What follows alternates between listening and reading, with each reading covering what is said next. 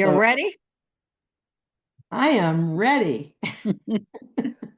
I am so excited to introduce to you Cyndi ONeill-Dady. She is with Exceptional Connections, but she's so much more than that. Cyndi, welcome. Thank you so much. I am so excited and honored to be on your interrupted podcast and for your friendship and support. I just adore you.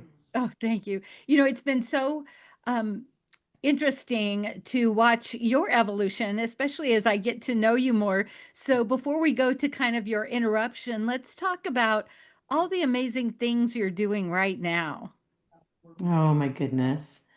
I am in such gratitude right now. I'm just in such a place of gratitude. As you know, we recently celebrated 16 years of exceptional connecting at our, let's see, October event.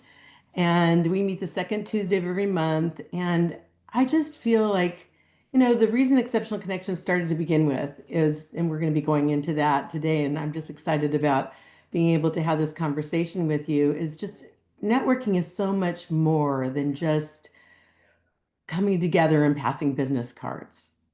And for me, it's really in my heart. It's been a marketplace ministry. It's been an opportunity for me to really share my passion for making a difference in the community. And my desire and vision has always been to create a vibrant community where people truly feel seen, heard, and witnessed. I love that. And that's kind of how I met you. We had a mutual friend, and I was watching her, and she said, I'm going to be going to this networking meeting. And I didn't really have my own home business, but I love to go to networking meetings because it's so fun to connect. And so I was able to go a couple times while I was still working, but it was such a different atmosphere Mm. going to those. And then you had, so a couple things is you also are an exceptional connector in more than exceptional connections. That's a mouthful. You also have mailbox. Can you talk about that a little bit? Sure. So I have been a relationship marketing strategist for over 20 years, and Mailbox Power is a company that I just really love. It's a great platform. It allows us to fulfill our intentions that we have of being grateful and thankful and appreciating people and sending Christmas cards and birthday cards. But the challenge is we don't have systems and structures, to support that. And so Mailbox Power essentially is a low cost, high impact relationship building platform where you can go online, pick a card or create a card on your own with your own digital images, push send, and it goes out in the next day's mail. And so I love systems and structures that help business owners and myself to be able to, do the things that we know we need to do. And frankly, this passion for being able to acknowledge and appreciate and be grateful. And then also the habit of sending cards started as a young girl. And frankly, my mom, instilled that in me. She did not like sending cards, but she knew the value of it. And so I was the scribe. I sent the Christmas cards and the birthday cards to family and friends. And so when I found the platform that allows you to do so online, I was like, wow, this is a no-brainer because I did it the old-fashioned, old school way with a stamp and going to find the right card at the right time and to be able to personalize it with your own images is just over the top. So I love being able to provide that tool to business owners and have enjoyed using it myself, as well since 2006. And it is so wonderful to get a card, and it feels like a lost art. And I'm so glad that you still do that because I just got a card the other day and I was like, wow, I miss getting cards. You're so good at it though, Lori. You hand me cards all the time. That's your heart, I can tell. And so that's a beautiful thing too. And frankly, I send mailbox power cards to myself, blank, so that I have them on hand to do just what you did. Oh. And so, it's nice to be able to include a card with a gift. And I don't have to pay $5 for a card. I pay 68 cents for a card. And so, with the plan I have. So, whatever way you do it, it's nice to have, and again, I'm just going to go back to it, whether it's exceptional connections or mailbox power, systems and structures are critical for moving forward and accomplishing, really the desires of your heart and what you want to accomplish for your personal life, in your relationships, in your business. You have a background in teaching, and what I love about that is exceptional connections. You're teaching, I love how Debbie Page says this, you're teaching baby entrepreneurs how to actually connect in a way that they're giving as much as they're receiving. Often, when people start a business, they have this desperation. I need to get, Right? connections. I need to get business. And when that happens, that's not attractive. And No, so you are teaching us a way to connect. And also, I'll say for me, going from a hobby business person to now basically full time, the value of systems in place is everything. absolutely. Absolutely. And so, yes, you allude to the fact that um, I homeschooled my kids, from my daughter and my two boys from birth, and my daughter all the way through high school, and then my two sons until ninth grade, and they integrated into the public school system because they wanted to participate in sports. And I also started a homeschool co-op called Homeschool Connections, that started, gosh, in 19. I always get this wrong now. My brain is 1993, 94. We did the pilot program for that. Just kind of a side note, homeschooling became legal in the state of Washington in 1983-ish, 85, at that transition point. And so prior to that, it was illegal to homeschool your kids in the state of Washington. And then different states had their different dates when they changed the laws. But essentially, my mentors in homeschooling, little side note here, were doing so underground. It was illegal.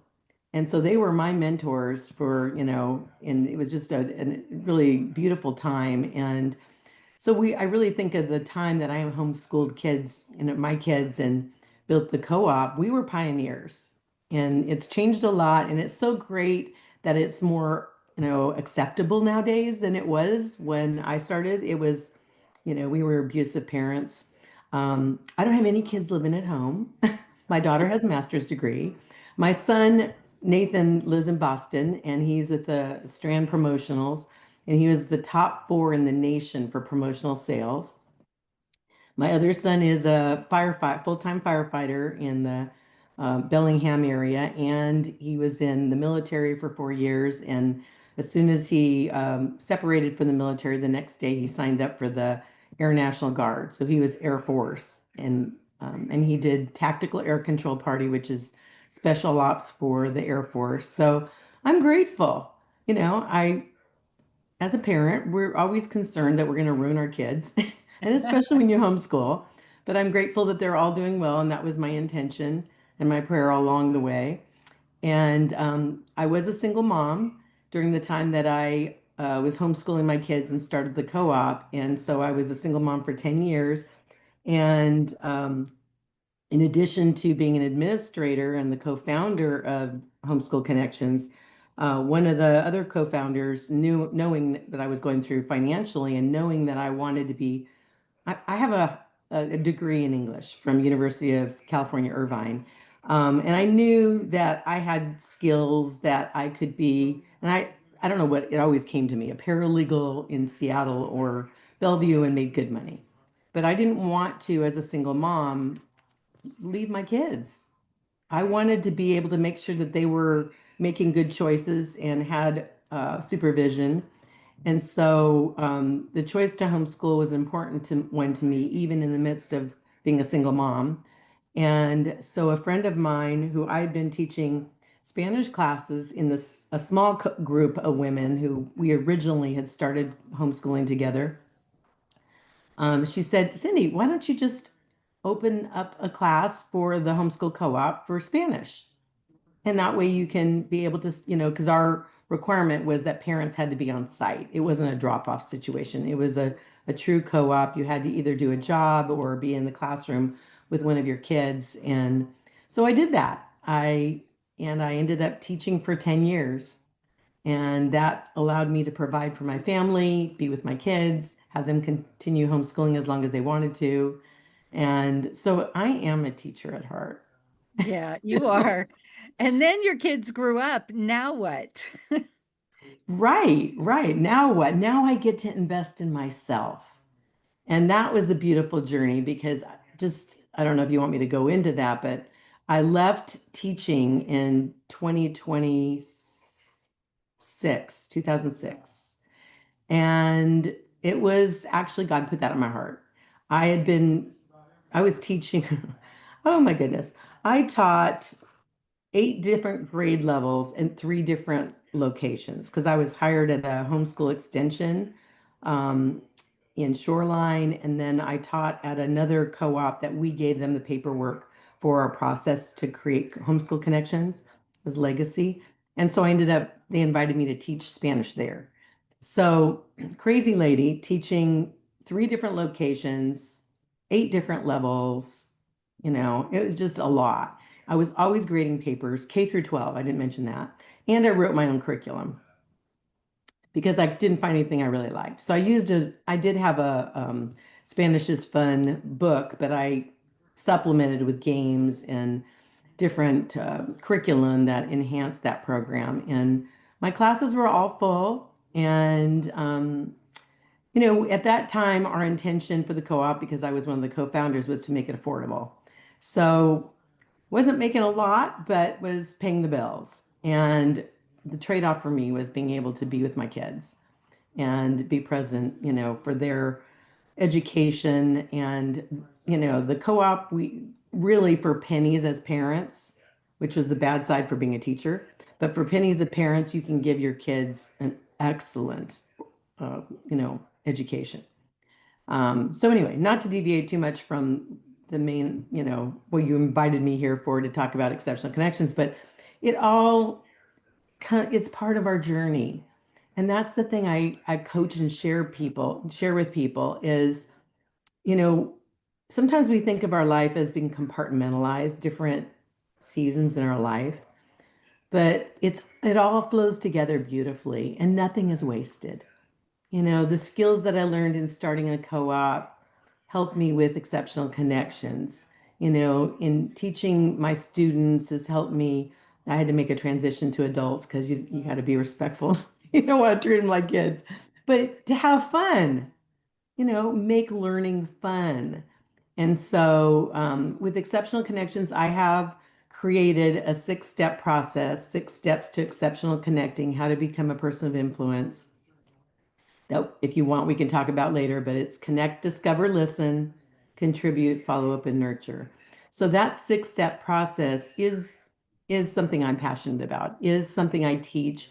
And as you mentioned a moment ago, I love baby networkers because I was a baby networker, and we just recently, you were on a Conversation to Connect podcast that I did with Debbie Page, who's, really a pillar in this community. And we were both just starting out networking in 2007. We were both baby networkers and we were finding our way and we were looking for mentors. And we picked up some bad habits because that's what other people were doing. And then we learned better. And now my passion is to teach people how to network in a way that people want to run to you instead of away from you, Yeah, I love that. Well, right? what I think is really interesting is, well, first of all, you have your regular meetings, which are live in person. Yes. But when COVID hit, you had to pivot and you got online and you did these conversations to connect, which Yes. now I'm so proud of you because you've turned them into a wonderful podcast and you do all the intro, outro. And I love how you said, well, I wanted to get some under my belt before I went, to podcast. But you continued that connection in a time when the world sort of lost connection.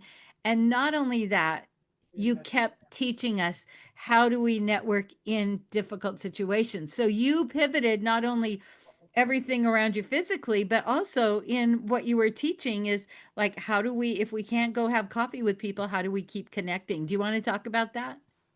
Oh, sure. Well, that was a bit different, interesting time for all of us, right? And I think we're not through that time. You know, we're really just in such an interesting time in history, and I'm so grateful to be alive at this time.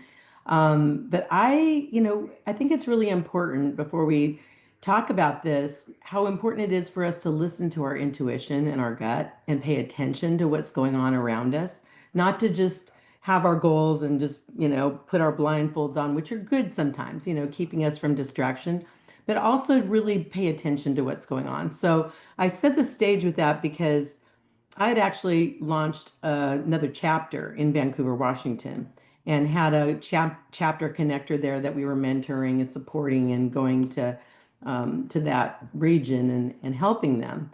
And so that was a really busy time, which would normally have you just put your head down. But at the time, there was a lot of talk about COVID and the what was going on in China and the world and whatnot. And I was feeling like, you know what? Why are people talking like that's the moon? It's a plane ride away. And I think we need to be aware of the fact that things are going to shift here locally as well. And so I was feeling kind of unsettled by that and doing a lot of just listening. And so actually the end of February, when we had the first um, death in at the senior center in, I think it was Kirkland, that really confirmed my suspicions. And so I started calling different gals in our community and like, hey, what are you thinking? What are you feeling? And I tell you that because I spoke to Debbie, and in lieu of, even though I had people registered for a live networking event in March, I hosted our first conversation to connect on March 10th, 2020. 2 days later, they shut down the country. And I frankly did so not out of fear, but out of responsibility for my community. Because I thought if things are going around, I don't want to be responsible for bringing people together and getting them sick or worse. And so Debbie and I linked arms, and we, shared. And she was talking about this word social distancing that I had never heard before. That was the first time in that conversation. And I said the word, I think we're entering the world of a great awakening, which I was like, wow, where did that come from? Because it's really, I feel like that's where we're at, right? And so, yes, we pivoted from having live events the second Tuesday to 28 months of virtual networking events. I never would have suspected it would be 28 months, right? That we'd be shut down that long.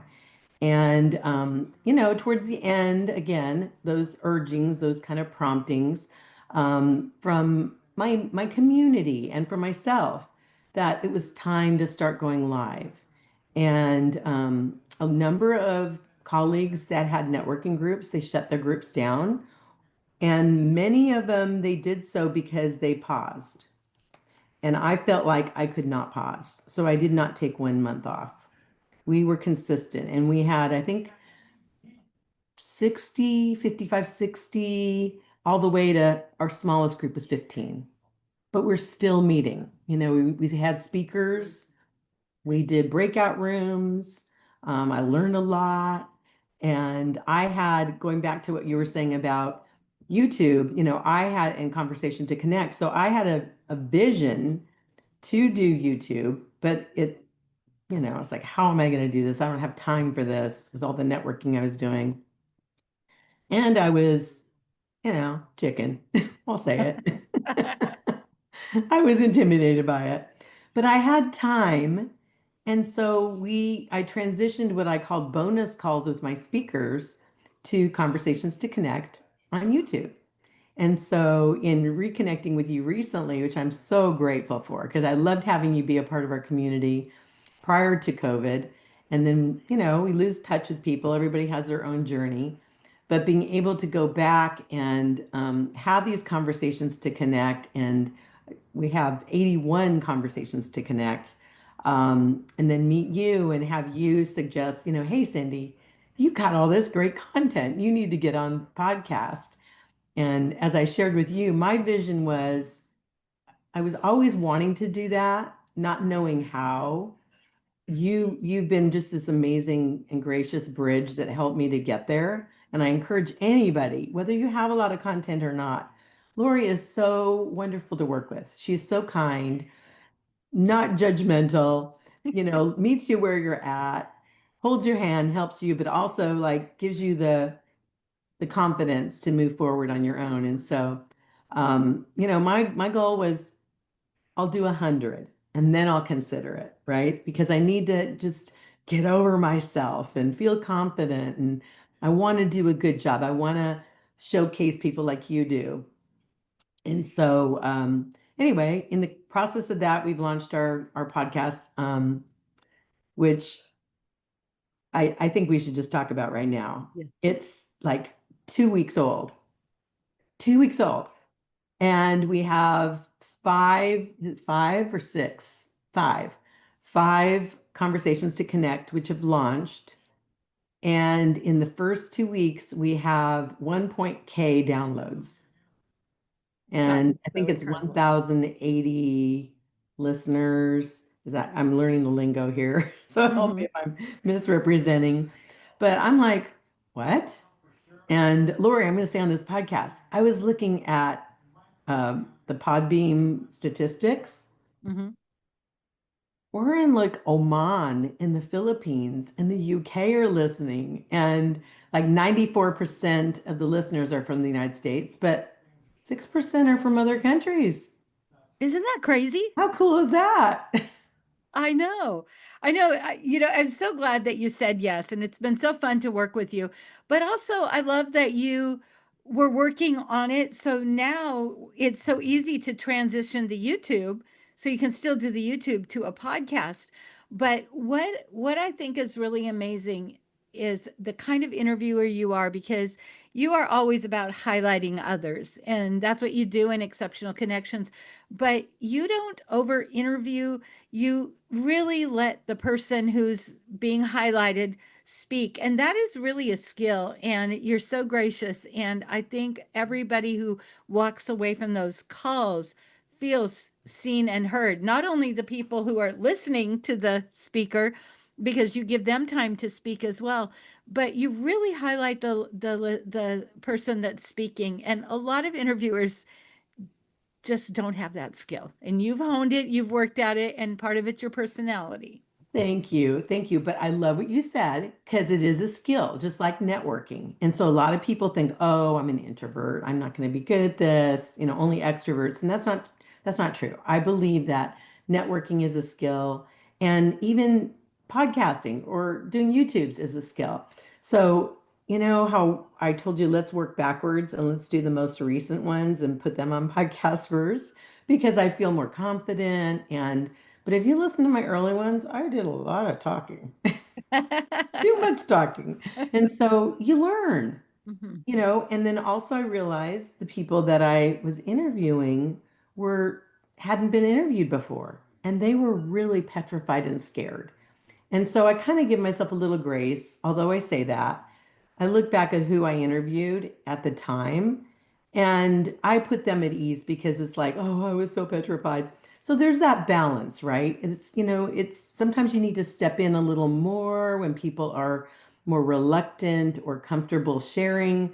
But also, as I'm meeting amazing people like yourself and Debbie Page, and I mean, not meeting, I've known you guys for years, but having them on my show, I can step back because I want to give them that platform. And I'm so grateful that you're giving me a platform because I usually don't talk this much. I know you don't. Well, one thing I want to give you kudos for also is when it was time, and you were talking about trusting intuition, when it was time to go back to real in-person meetings, that you thought about it, considered it, because a lot of people were like, we're good, we got Zoom. So what was it that caused you to go, okay, at least one a month?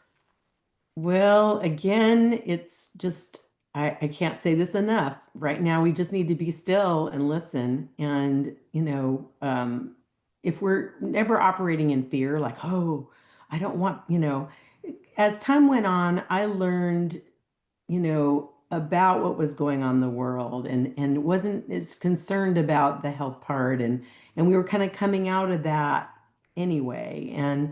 And so it's just really timing's everything.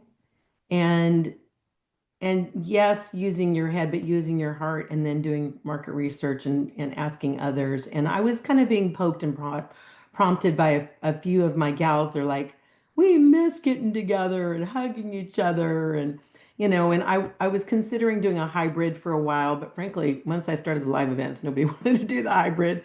But, we transitioned after 28 months to live events, and the venue that I'm at now, Old Spaghetti Factory in Linwood, wasn't even ready for us.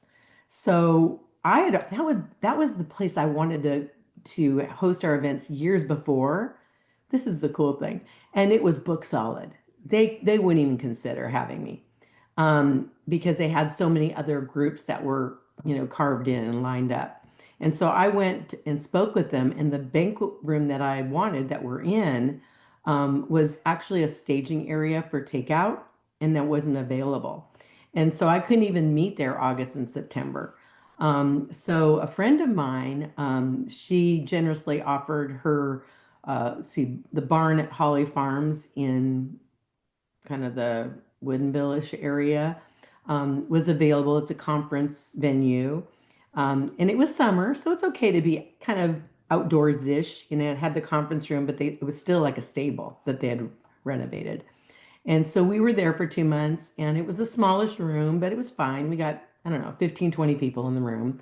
And that was a great start. And also, I have been I'm an avid gardener, and you know, didn't really have time to dig in like I am now when I was homeschooling and single mom. Too much on my plate, but I've always loved gardening, and I've always loved digging in the dirt and that grounding experience and just learning. And so I laugh right now because I just made some infused rosemary oil. I'd never done that before. And then I'm making my own sourdough bread and, of course, gardening and make my own pesto and a lot of the things I've done before. But I was telling my daughter some of the new things, fig jam. Making fig jam now. And I made some raspberry jam from raspberries from my garden. And my daughter said the other day, Mom, you're quite a Laura Ingalls Wilder. And I thought, you know what? I love doing that kind of stuff, but I didn't have time. My priorities were raising my children and for many years getting my businesses off the ground. And so it's fun to be able to do that kind of stuff. But anyway, in terms of the gardening, I had been having friends for years come over. We'd go stroll in the garden and come in, and I'd make them a salad and, just kind of on a one-on-one. And I did that during the pandemic as well, when things were shut down. People felt comfortable on a one-on-one. But I started thinking, what if I had like 4 to 6 people and, you know, invited them for a garden party and had that be the transition? So that's what I did June and July of 2022 before I launched my live events. And I made the invitation to girlfriends and my Exceptional Connections community. And I ended up having 16 garden parties that year. And, again, I give God all the credit for the inspiration and the prompting and the softening hearts of people. And, Lori, I had some women who came and who said, Cyndi, this is the first time I've been at a live event, 4 people, 6 people, gathering other than family and friends for 2 years. Some hadn't even gone grocery shopping. They were doing Wow. Instacart and that kind of thing. So I Yeah. knew that it was the right thing to do, that it was kind of that transition that made it safe to come in together and gather. And then social media, once we got together, everybody's seeing, all the women hugging and having so much fun and enjoying each other's company. They were like, okay, I think it's safe now. And so it was October of 2022 when we went to the spaghetti factory. And again, that banquet room was still not available to us. So we were in another area, which I didn't like as well. I wanted a dedicated room just for our, community. And so between, the garden parties and then the bridge of the Holly Farms meeting, and then now I'm in our dream room for our networking events. We have this beautiful room. I mean, there's always like the sound and different things, but we have our own room, our own space that's nice and elegant and, three-course meal, and it's just beautiful. I'm just so grateful. And you know, when things like this happen, like you were alluding to, it's really important to push through, right? It's easy to say, oh, we'll take a couple months off. But, whether it's your business and networking or exceptional connections or, whatever you're doing, being consistent is so important. It's just, breaking that, or even when you're on a diet, right? Or whatever, make an exception. When you break that, sure you can go back. And I think I'd still be here if I missed 1 month. But it wasn't that as much as my commitment to our community and our community's commitment to continuing to keep it alive. And so I had people that would, call and say, I can't make it this month. And it's like, that's okay, but join us next month, because we want to keep that continuity. We want to keep that momentum. We don't want to lose that. And I don't think people realize how important it is for your business to Mhm. stay consistent, to show up. And I'm not inviting people to exceptional connections every month because, like, I want your money. It's like for you and your business to show up, it makes all the difference. Well, in like Debbie said, she first time she showed up was to sell her business, and she came 2 or 3 times, and the person who bought her business wasn't in the room, but just down the row from her, a woman said, "Hey, my sister needs to talk to you." And that's the beauty of the kind of networking. Now, one of the Yes. things I loved about your garden parties was because it was kind of that micro gathering, because I've Yes. been to two of them, is Cyndi has a beautiful home. She sets out a beautiful table, feeds us from the garden. She has water infused with cucumbers, and she takes us on a tour of her beautiful garden. And it was just so lovely. And there were so many lessons from the garden. I mean, when I was there, we were talking about nasturtium seeds, and we ate things out of the garden. Yeah. And I just Leaves. thought it was such a beautiful way to even get to know you better, because you are always highlighting everybody else. And this was a way of you're just like, welcome to my garden. Walk around, enjoy. Thank you. Thank you. Yes, it is. It's so much fun. I love personally learning things, how to propagate, different seeds and how to gather seeds and harvest them. I mean, I'm learning. That's kind of the phase I'm in now. And so I gave seeds out as a little, token of my appreciation for people coming that I'd, personally harvested from my garden. So thank you for that. That's sweet. I appreciate it, and I get a lot out of it. But timing is everything because, and we've been talking about that, right?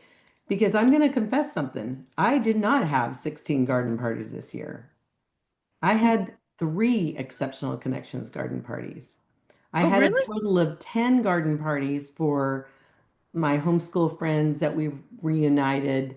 My kids came from, my dad passed this year, and so it was a different year. And the three that I had, I actually had scheduled like five, but the attendance wasn't, people's schedules were different, and I didn't, frankly, give enough notice because I had some delays with my schedule, just with family stuff. But the thing to realize is that there's a time and place for everything. And I was like, wow, how did I do 16? I'm exhausted with this, it was 10. And so we need to give ourselves grace because I was 5 years older. And, my energy. And then also, what I realized is when I did 16, we were doing virtual events. I wasn't putting on a, what do they call it? Pony show, Dog and circus, pony show. my circus.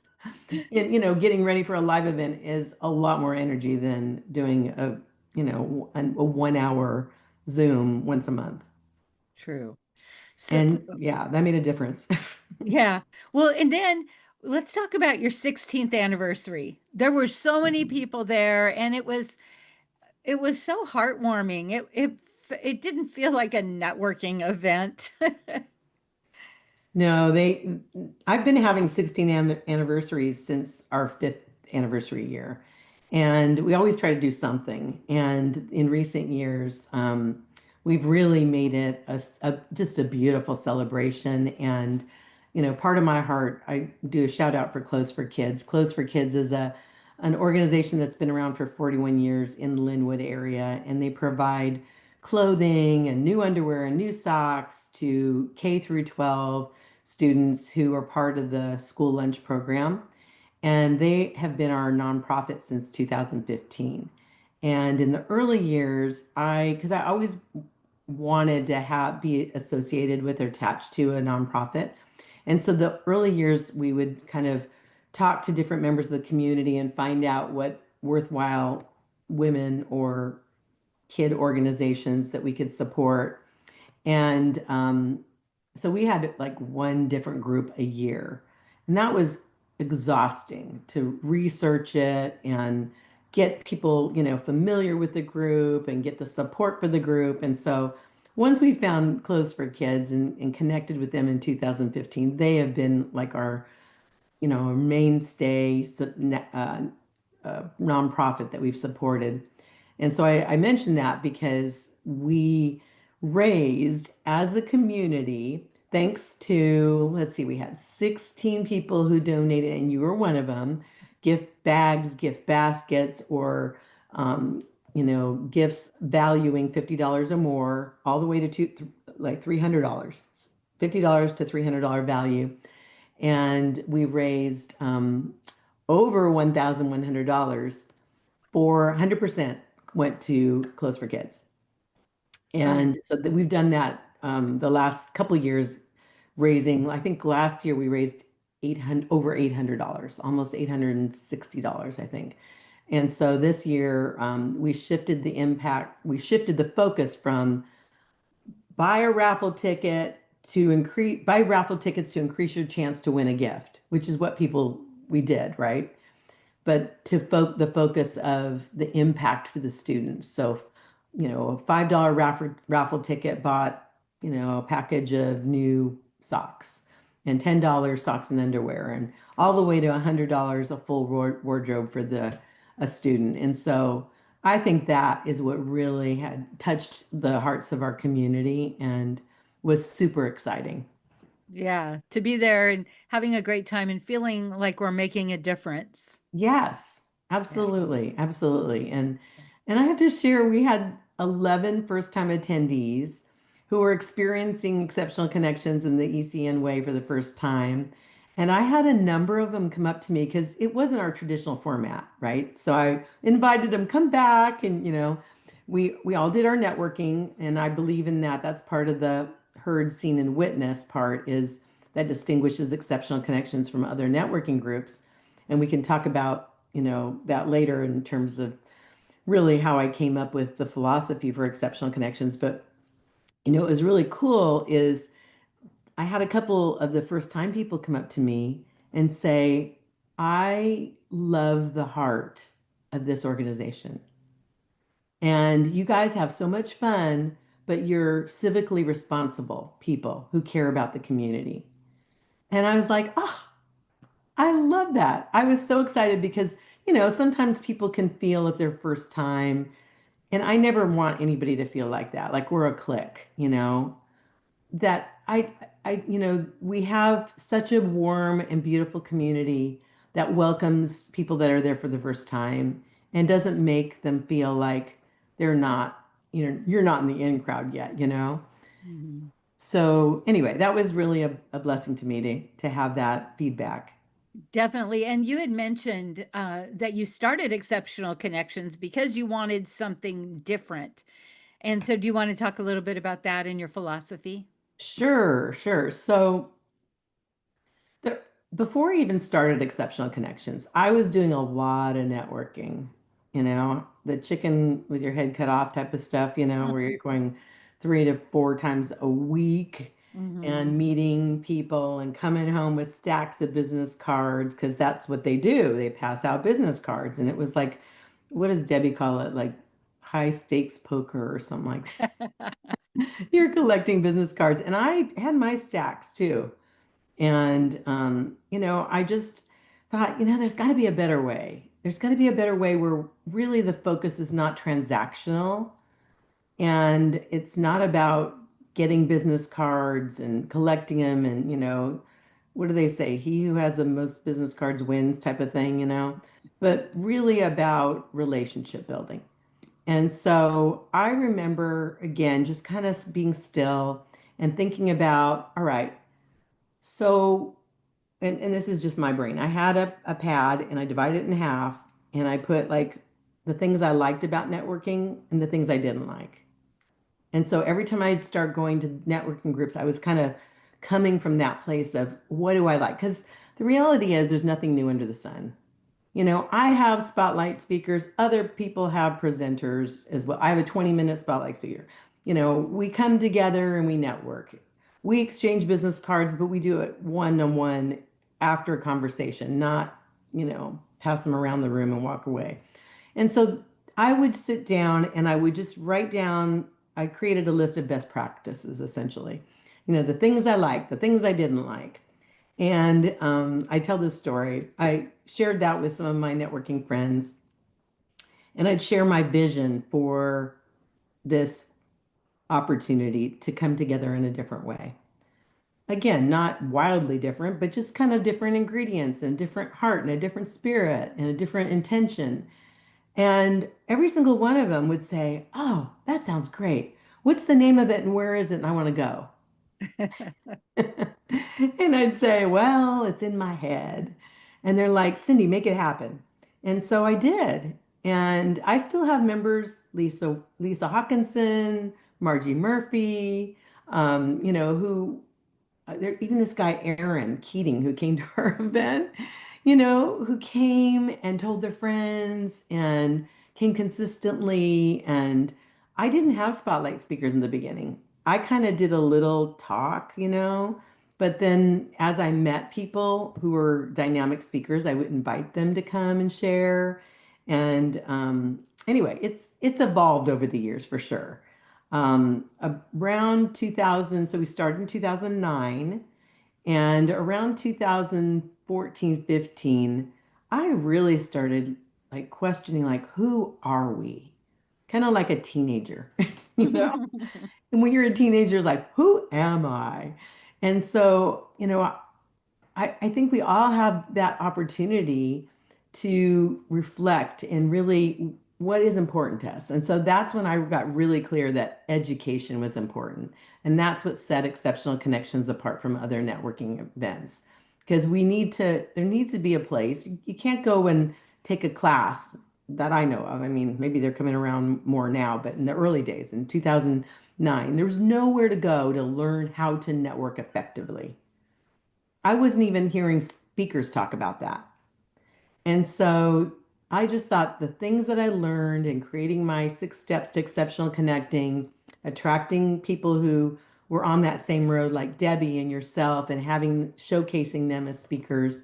So I got really clear that I wasn't just having anybody, talk about their products or as much health and wellness. I'll say that I wanted the platform to be those who had something to contribute that as networkers, whether we're fledgling, new, been doing this a while, consider ourselves, very adept at networking, we all came away with a nugget. I call them networking nuggets that we can take from that event, business nuggets, personal nuggets too, that make us better people and that we can immediately implement into our businesses and our lives. And so all those little micro things came together and created exceptional connections to what it is today. And we launched our Champion Connector program, which is my first membership program only 2 years ago. And, you know, yes, there's some bit of chickenness in that as well, because I saw a lot of networking groups that right out the gate they don't even know who they are because I've been through that process. I know year one, you're really discovering who you are as a organization. Like, what are you passionate about? What do you represent? You know, having a curriculum or a process or structures. It takes time to develop all that. And so I really appreciated that. Over the years, I've been able to learn that. Oh, what I was going to say is, so a lot of networking groups, they would start a membership and charge $300 to $500, and then they're gone year 4 or 5. And so for me, it was important to listen to the timing that really God put on my heart. There were things over the years that really took priority. I considered in 2015 launching the champion program. I have a whole notebook with notes on my vision for that. But I also had a vision for doing skill shops. So really what that looked like, if it's okay for me to share that, is Mhm. like we had 12 20-minute spotlight speakers that would come, and each month they, share with our community different topics. And then four of the 12, did I say 10? I meant 12. Four of the 12 for the year, they would be people who I felt had more expertise and the topic matter was more relevant to our community, and that they would do a 2-hour skill shop. And so I launched that in 2015. Nikki Roush was my first presenter. And then I created a certificate of achievement for that 2-hour skill shop. And then the vision of doing clock hours so that if you have 10 clock hours, you're an exceptional connector, 20 clock hours, you're a savvy connector, 30 clock hours, you're a wise connector, and 40 clock hours, you're a master connector. Because there's nowhere to go to learn networking. So that was kind of part of that whole process, to take it to the next level. And so I did that in lieu of launching a membership. And then 2020, I was going to launch the membership, and you know what happened there. So I backed up, did my YouTube podcast, and kept everything moving. And then in 2023, we launched our Champion Connector program with Which I am. 22 amazing champion connectors. And we're so excited that you're our newest champion connector to welcome to our community. Thank you. Well, this is just an amazing program. And all of this that you've shared with us, especially the part about education, do you want to share your dream of where this is going? Oh, that's my next thing that's percolating and has been actually in the last number of years. And it's a vision for being able to not just keep networking in the confines of a old spaghetti factory and bringing business owners together. There's nothing wrong with that, but I really feel like we're heading into a time where it's important to reach out to the community. And although my original vision was high school and college level, I've really felt like I'm revamping my paperwork that I'm putting I'm calling it like a humanitarian project. I'm revamping it and moving it more into the realm of junior high and high school because I feel like young people to go backwards need the foundation of understanding, this hidden world of networking and entrepreneurship and solopreneurship and small business owners. And yes, college is good for some students. I'm a college, graduate, but there's so many other avenues that they don't know about. And I know some schools do the DECA program and different other things. And my son that's a firefighter, he did oh gosh, what did they call that? It was a 2-year program in high schools where they go out into the community, and he actually, there's a name for it, I can't think of it right now, but he went to the fire station and learned the fire manual, just like a brand new firemen would. And so he was hands-on, and that really gave him a taste for it. So I'm grateful for that. But for us to be able to go out into the community, and I'm really envisioning starting with the homeschool community, um, and being able to bring seasoned networkers to teach from their level area of expertise, these young students, and give them a vision for what's possible and teach them skills. And so I'm actually aligning with a friend who is the founder of Life Skills Academy. So we're really wanting to partner and for her to bring the resources for teaching practical skills to these students, and then my passion for relationship building skills, because they're both important to be able to know how to look eye to eye, how to have a conversation, not just texting all the time, and be able to really build and hone their skills. And so, what I feel really grateful for is over the last 16 years, really 20 years of my networking career, I've met so many amazing business owners. And I don't have to go out and put on an ad for people who have that experience. I know them firsthand. I know that they're people that I respect, that are honorable, have integrity, that they care, they have big hearts, they want to make a difference in the world. And so, really, in launching the Champion Connector program in last 2 years ago, 2023, the clarion call that came to me in my quiet time was call on your champions. Or I'm sorry, excuse me. I just ruined that little thing there. Call out your champions. And that's what I did. I called out my champions one by one. And that's why when I launched the Champion Connector program November of 2023, I did not present my idea to a room of people that would look around and go, should I join? Should I not join? I had 22 people the day I launched who were already signed up as champion connectors. So it was really a celebration. And so we're going to be enhancing the program at our next event and celebrating our champions in our champion program. It's an opportunity to take your business and your personal life to the next level. I'm calling it now with no hesitation, the inner circle. I was reluctant to do that 2 years ago because I didn't want people to feel like it was a clique, because I'm not about clicks. I was one of those girls that went to events and saw the clicks and was the on the bad side of those, the down, how it is. And I am not at all in favor of that. I want an inclusive community. I want collaboration and community instead of competition. And so I don't know if I've gotten off track here and lost your question, but the champion program is really all about elevating ourselves and creating that collaboration, because the reality is being solopreneurs, entrepreneurs, small business owners, it's a lot of fun because we've got a lot of leadway, right? We can do what we want. We can move very stealthily. We don't have the constructs of having a board or whatever, like if you work for a corporation or business. But the downside of that is lonely. Yeah. and and we're just kind of in our heads a lot, and we don't have the collaboration.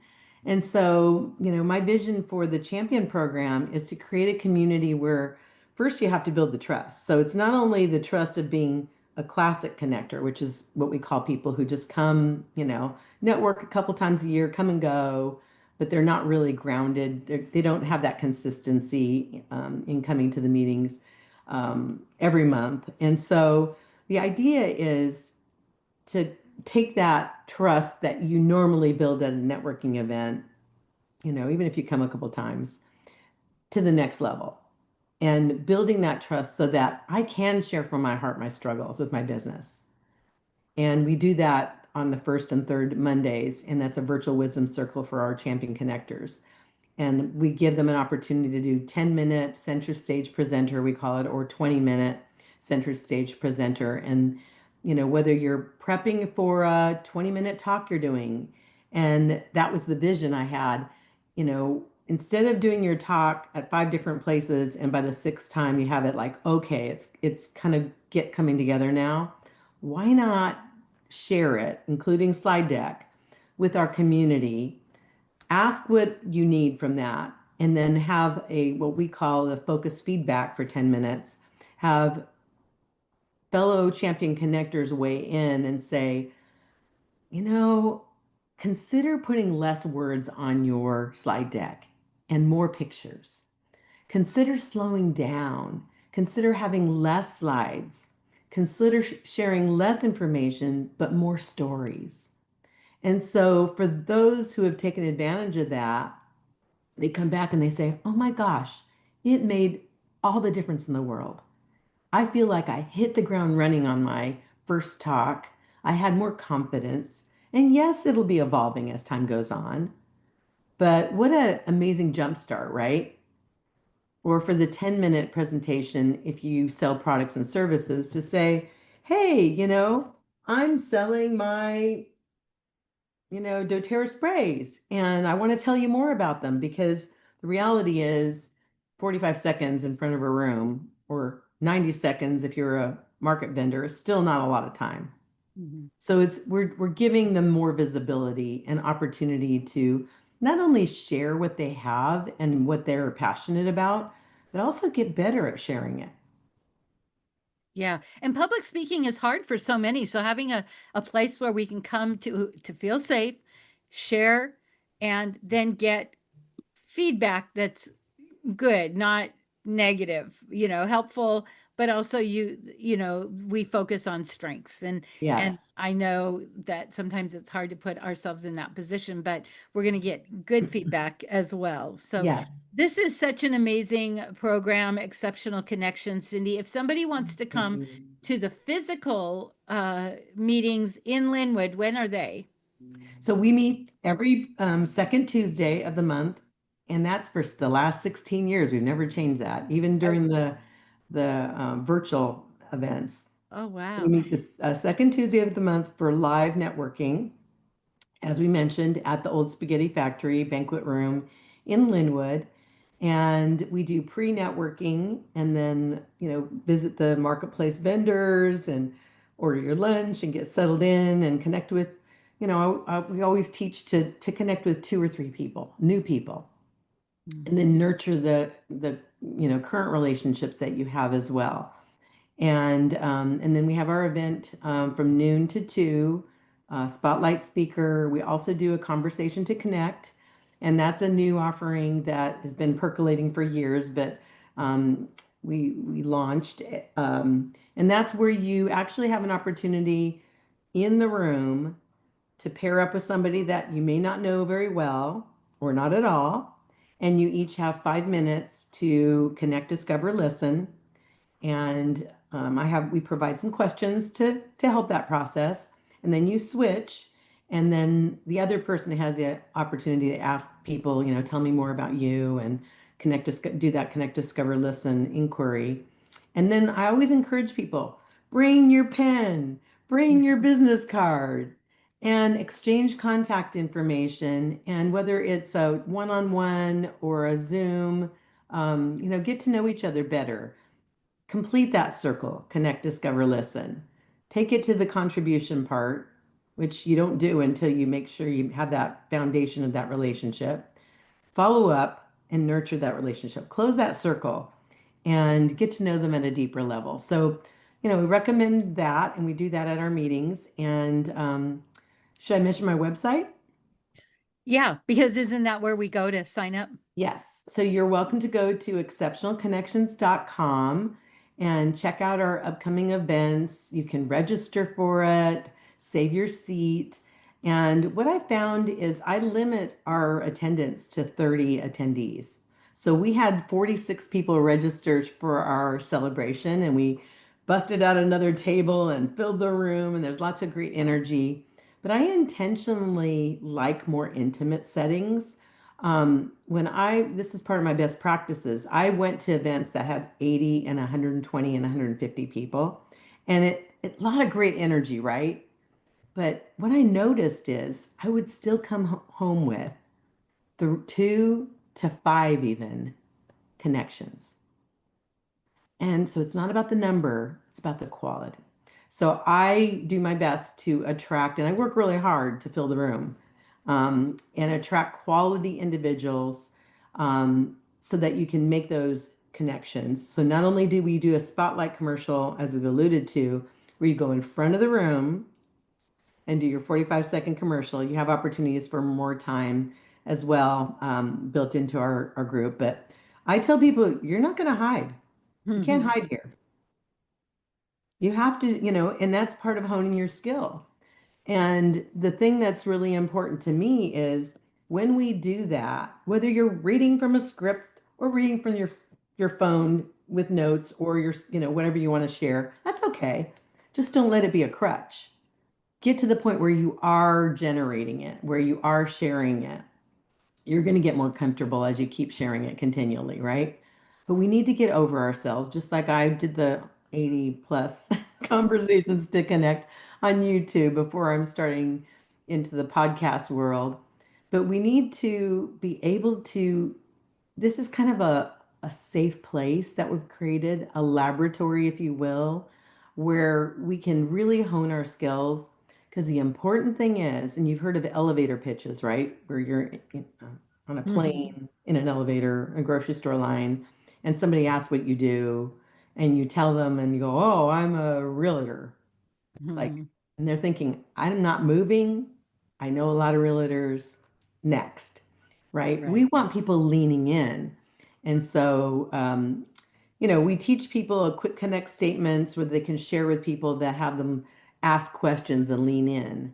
And, and so at our events, really the idea is get confident in your message. Use this as a safe place to practice with colleagues. And then when you go out into the world, you're ready. You can hit the ground running and be confident to share what you have to offer to the world. And that's made all the difference. I've had so many testimonials of people that's like, you know what? First time I came into your organization and you told me, because I always try to prime them, I don't want to surprise them, just be prepared. You're going to be doing a 45-second commercial in the front of the room, towards the end of the program. They're like, even though I have it in writing, they didn't know that.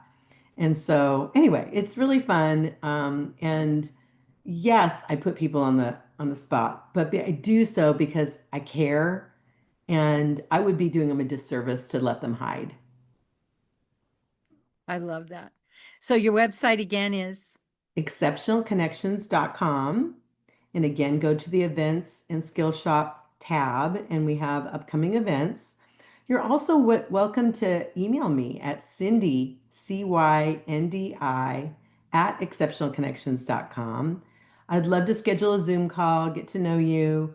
And for first time attendees, I help them craft their quick connect statement, 5 to 10 words that succinctly just, help them to create curiosity and, really as a springboard for what you offer in a conversation that can lead to, amazing relationship, whether it's a business transaction or just getting to know one another. Cyndi. This has been so wonderful. And before we go, what is it you really, really want us to know? Let's put a bow on this conversation by I just want to be able to share, to you, Laurie's amazing listeners, to you, the person who maybe be reluctant, a reluctant networker, right? Come see what's possible when you invest in people, when you cultivate trust, when you commit to building something bigger than yourself, something lasting. Because the truth is, and we didn't talk about this today, but you never know when a chance encounter as a connection can change the course of your life, personally or professionally. So I always say this is my mantra. Imagine viewing every chance encounter as a connection that can change the course of your life. That's the underlying philosophy for me of exceptional connections. And Cyndi, you always end your conversations to connect with the phrase. So why don't you I take do. us home? All right. Remember to make every connection an exceptional connection. Thank you. Thank you, Lori. This is so much fun. You're such a blessing. And you. Okay, I'm going to stop.